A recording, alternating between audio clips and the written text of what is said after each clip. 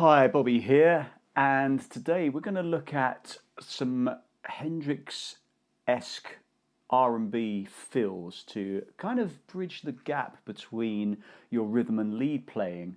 You can really embellish and add color to chord progressions, and these aren't Hendrix licks per se. Well, they're not Hendrix licks at all. Obviously for copyright reasons they're not, but also, you hear this style. This kind of comes from rhythm and blues, and you hear this style of playing from players such as John Mayer, Stevie Ray Vaughan. If you've heard the track Lenny. This isn't a transcription of any of these songs or any of these parts, but this is just to get you into that kind of style. If you've got a chord progression, if you're a songwriter, if you're playing in a band and you've got one person covering, strumming away on acoustic guitar, then you can kind of embellish your parts with these fills. They're all kind of based around chords, the chords of the Cage system, but don't worry if you're not familiar with the Cage system. We're in the key of D, and we're going to be working with just 3 different chord shapes, certainly for the major chords anyway, movable chord shapes. So we're going to be looking at, if you're familiar with the Cage system, you'll know this bar chord as the E shape. This would be D as an E shape, or you can really just play the top part. This is like an F chord, but just kind of shifted up to the 10th fret. So if you know your first position F, just shift that up. We're also going to be working with D as an A shape, but just the top part there.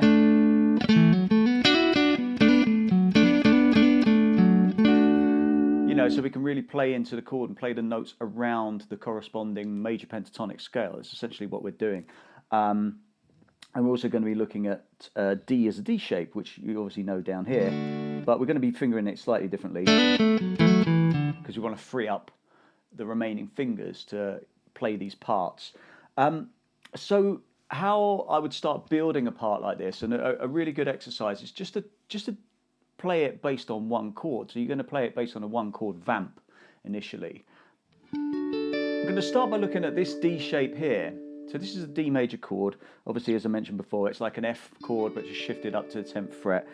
And you can play it like this, but we really want to free up some fingers. With a lot of these parts, you're not playing all 6 strings anyway. So we're just going to look at some fills that are based, some fills that you can play around this position.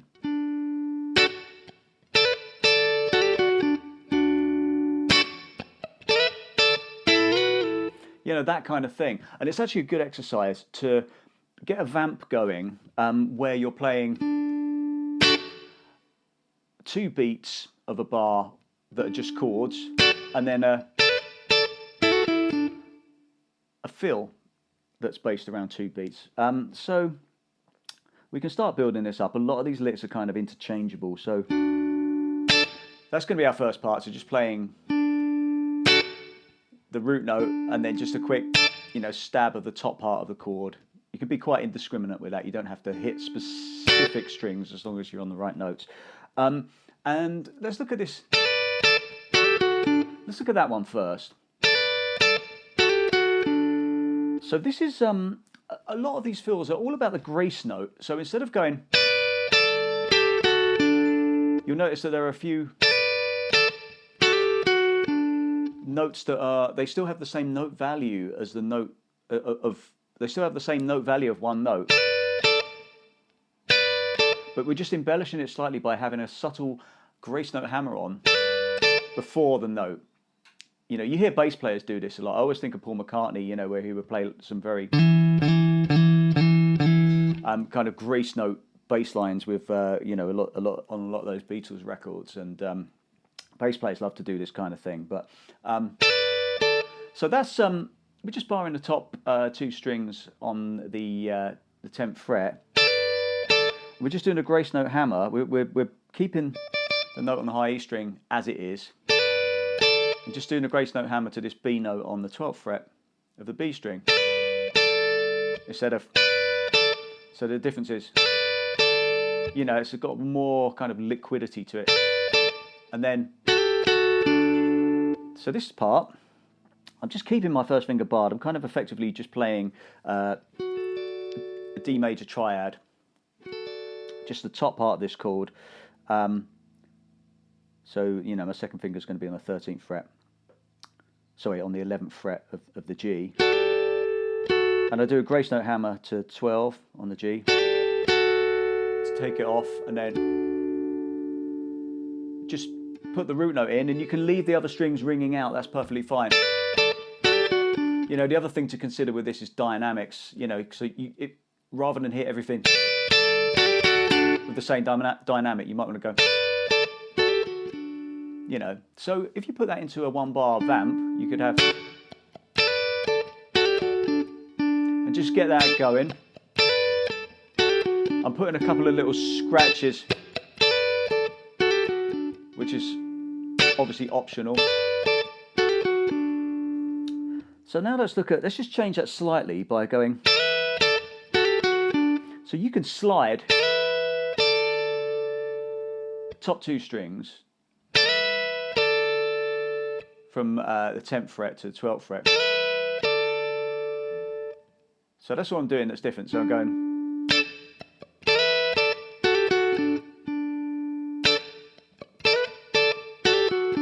or you could take a lick that goes, you know, if your fingers are strong enough. Yeah, all these are little kind of, think of these as little kind of set pieces that you can mix and match. It's a semi-improvised style. The solo that I played at the start was improvised, but it was made up of kind of pathways my fingers are all are familiar with, you know. So next you might want to go. That's a nice one. So the first part is the same as the first lick, but now we're kind of building almost like a D chord. We're just barring, we've got 9 on the G, 10 on the B. We're doing a grace note, it's all about that grace note hammer there, to 11, take it off, stick your root note on the end, so we can go.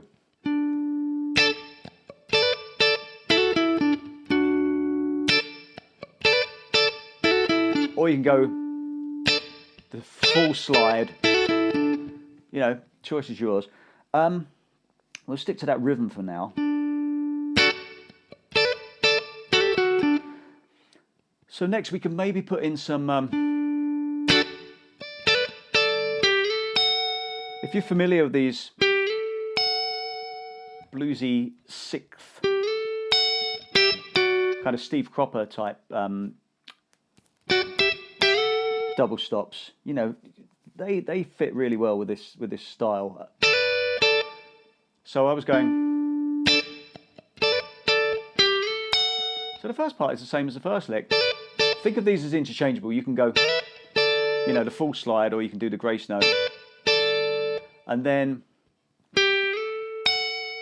just sliding 12 on the G string up to 14, and just picking up 14 on the high E.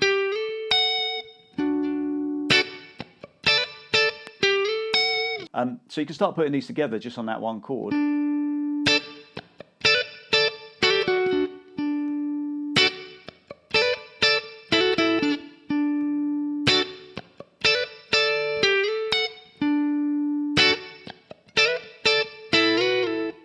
That's another one. It's similar to, you know, what you might hear in Wish You Were Here, different key, but very, very common. So we've got this full slide here.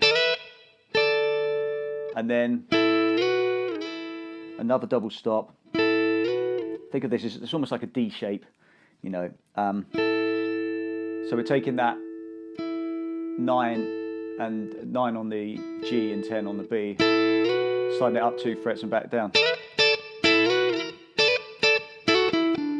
You know, you can see that they're all kind of interchangeable. Let's do something else. Let's still stay in this position, but let's utilize the lower end of the D major pentatonic, just on the bottom 3 strings. You know, we're looking at this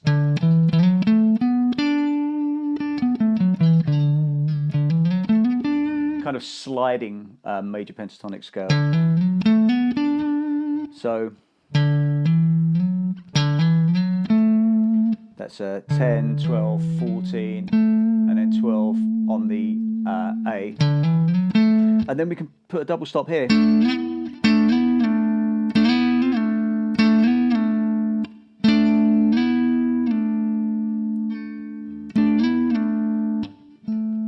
So it's 12 A, 12 D, slide down. So let's start putting those together then. So we've got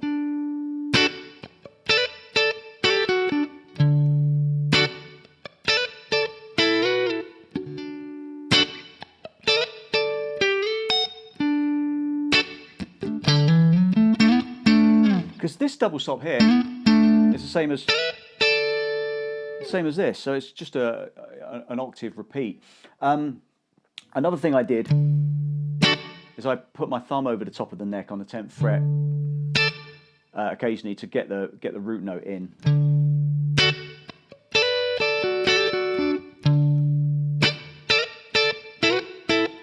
So you don't have to play this strict rhythm, you know, you can.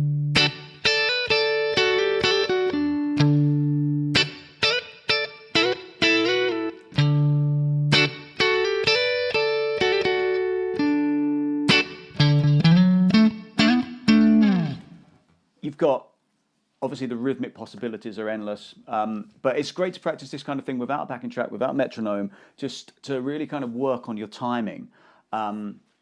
So now let's look at still a D chord, but let's look at it in a different position. So as I mentioned before, if you know this bar chord, we're just using the top part. So you could think of this as D as an A shape, or you could think of it as D as a G shape if you're familiar with the cage system. Obviously, kind of beyond the remit of this lesson, but the main focus is just barring the D to B strings. You want to miss out that high E, obviously, because it's going to get you like a D, give you like a D6 kind of sound, which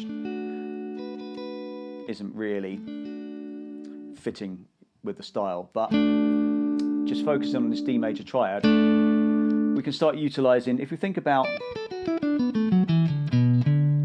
this position of the D major pentatonic scale, which is the same as position 1 of the B minor pentatonic scale,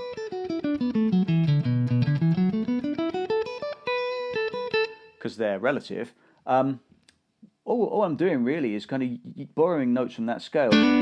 So we can go.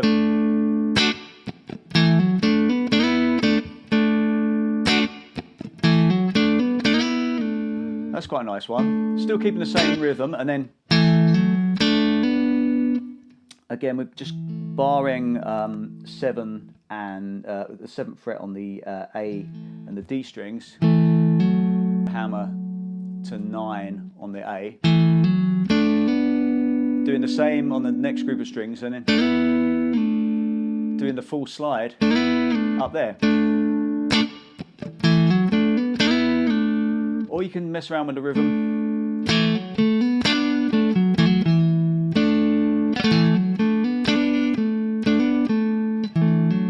It always sounds really nice when you resolve. I'm actually barring across the 7th fret from the A string, and then hammering my 3rd finger onto the 9th fret, which is a 3rd of the chord. So that's really nice to resolve to. I think I did that on the opening improvisation, but we can do the same here as well. So if we've got, we could do the same between the B and the E strings. So we can go.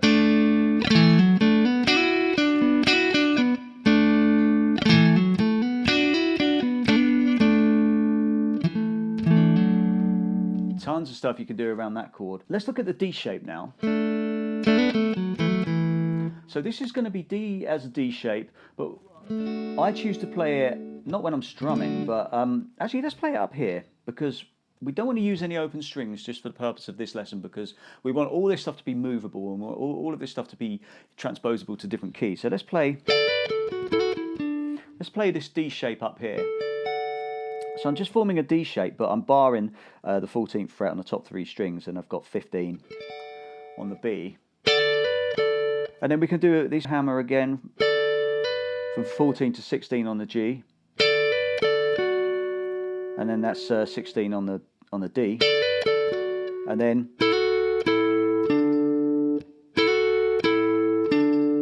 that's we've got this bar across 14 on the D and the G strings. Grace note hammer again to 16. Take it off. Back to the root note. Oh, obviously be aware of where your root notes are. So that's a nice thing to play. You can play it down here. So there's not as much scope, I find, certainly in my personal vocabulary. I don't have as much vocabulary for the D shapes, but you can embellish that by messing around with the phrasing. So you can go 3, 4, and...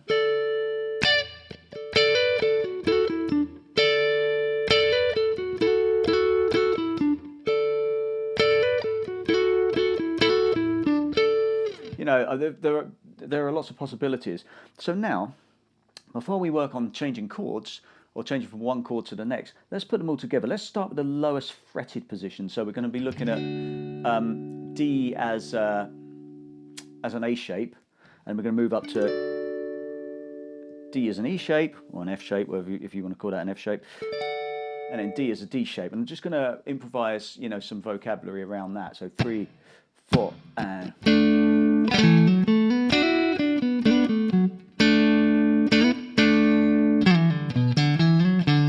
Actually, well, before we go on to that, what I did there, I forgot to mention that if you're playing around this D shape here, D as an A shape, you can play this sliding scale that we looked at here. You've got it down here as well, starting on the 7th fret on the A. So, sorry, starting on the 5th fret of the A. So we've got 5, 7, 9, and then 7 on the D, and you've got that little double stop slide there. So that's the same as here and here. So start again. So 3 and 4 and...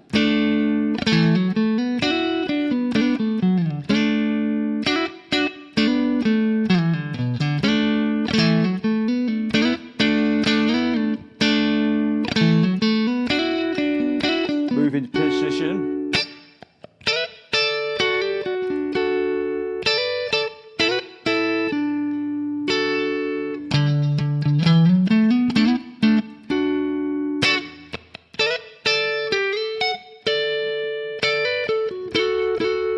That's a D shape now. You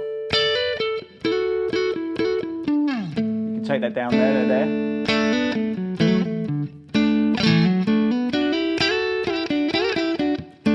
That's another really cool thing you can do around this A shape, is you can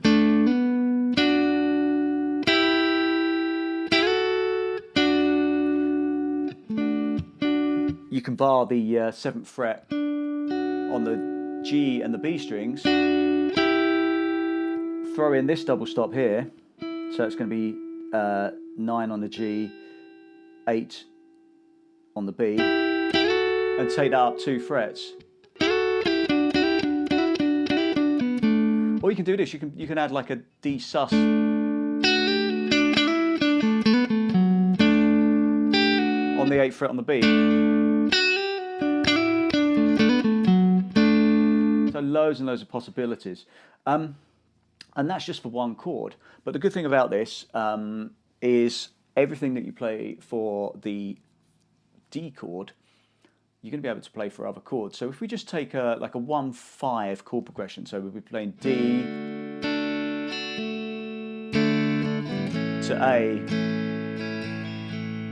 So that's going to be 1 bar each, but you can do this for 2 bars each, you know, if you really want to kind of work on your vocabulary. But we'll start in the lowest fretted position. So let's take D as an A shape. And then we'll play A as an E shape. So we've got all that vocabulary that we established up here.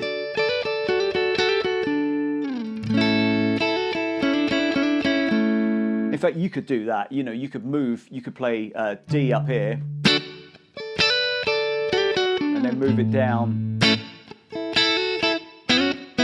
But, you know, it's very linear. It's a very restrictive kind of linear way to play. It's great if you, it's great to do it, but don't have that as the only tool that you have at your disposal. So it's much more musical and what I call kind of localized, to play shapes that are close to one another. So we can go between D as an A shape and A as an E shape. So 3 and 4 and D,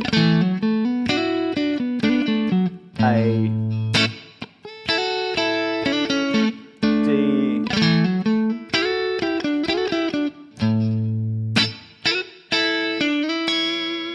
loads of stuff you can do there. And again, you can do this for all positions. So if we went up to D as an E shape or an F shape, to A as a D shape, because we've already established all the D as a D shape stuff, but we can move that up here. So we can do this, 3 and 4 and...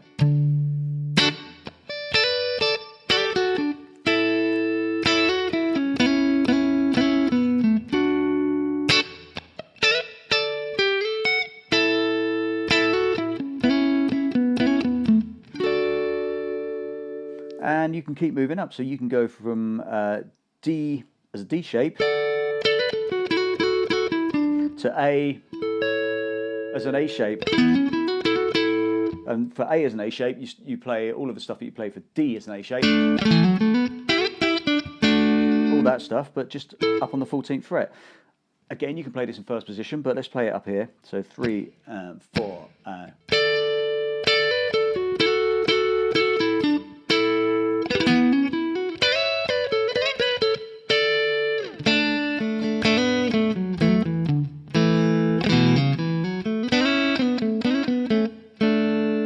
play it down there as well. So how about taking this to a chord progression where we have more than 2 chords? So, you know, you might want to take the tried and tested 4-chord trick of D. It's just, you know, so many songs. A, B minor. You can probably hear the next chord before I played it, to G. You know, that is thousands of songs. But, you know, if that was your song, and you'd written a great chorus around it or whatever. So D, A, B minor to G. Well, we know that for G, we can play everything that we played for A, but 2 frets lower. So that's A, and then G. But what about minor chords? Well, we've got B minor here. And for the minor chords, you can play a lot of the phrases that you would have for the relative major. So D major is a relative major of B minor. So we have, and that's the 1 chord in our progression, whereas the B minor is the 6th chord. So we played a lot of stuff around, for the D major, we played a lot of stuff around the D major pentatonic, which is also B minor pentatonic. So for a B minor chord, we just changed, you know, we're barring top 3 strings at the 7th fret, and then 9th.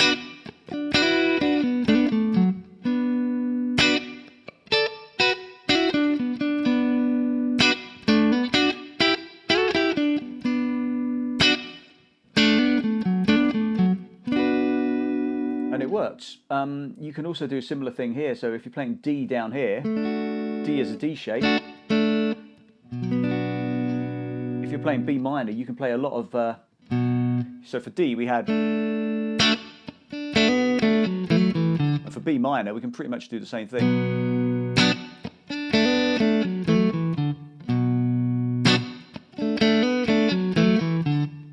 You know, finishing on the minor 3rd there, which is a D. Up here, so playing D as an E shape, I actually, on that intro, I think I played a B minor up here. And you can get away with some of the stuff that we played for the D major there. So So I played a B minor chord, just a triad. So just playing 12 on the D, 11 on the G, 12 on the B.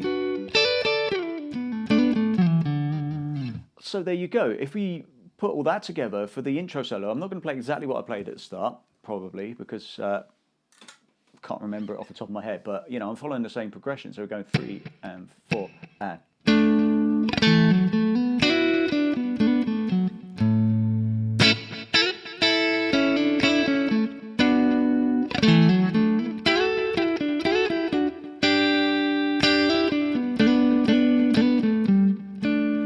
So what I had there, I had D as an A shape, just playing around that. A as an E shape, B minor, I guess as an E shape. You can put the root note in. I'm just playing around the B minor pentatonic, and then G as a D shape, and then I think I moved up the neck, so I think I went 1, 2, 3, 4, and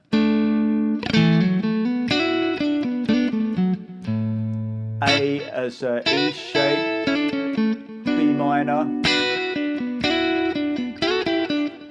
D, sorry, that was G, and then D,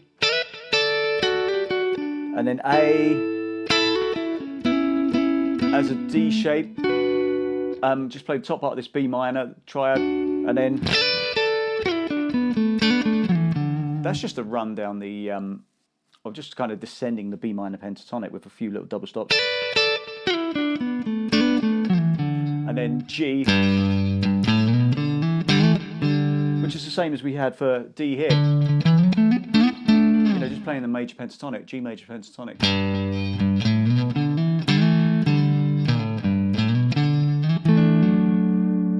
Finishing on D like that, and you know, you can apply this to all major minor chords and really embellish your chord progressions, and you know, you can incorporate this sort of thing into solos as well.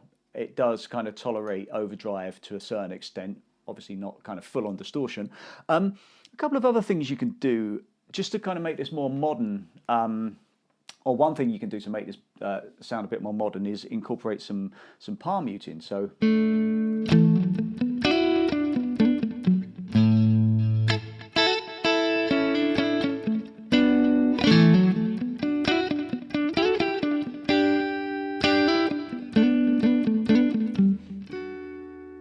know, it's a bit more kind of neo soul. I say modern, but I mean, you hear that sort of stuff in Earth, Wind and Fire records as well. Or you could experiment with playing straight, but also playing shuffled as well. Sorry, I keep scratching my nose. I've got an itchy nose today. But so, you know, instead of playing straight, you could go 3 and 4 and.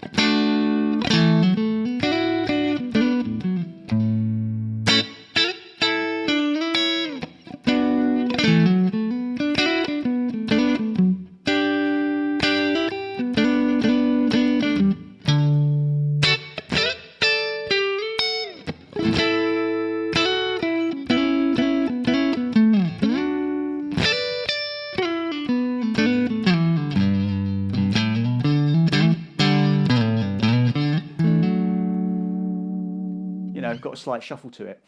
So loads and loads of scope. As I say, kind of, it's not Hendrix, it's not a Jimi Hendrix lesson, but it's those kind of Hendrixy kind of R&B feels. So it'd be interesting to hear what you thought of this lesson in the comments. Maybe give me a few examples of where you hear this on well-known records and some slightly more obscure records. If you like this video, then give it a like and subscribe and all that stuff. And if you want to check out an online blues guitar course, then check out my website, which is absolutebluesguitar.com. Cheers everyone, all the best, and I'll see you soon.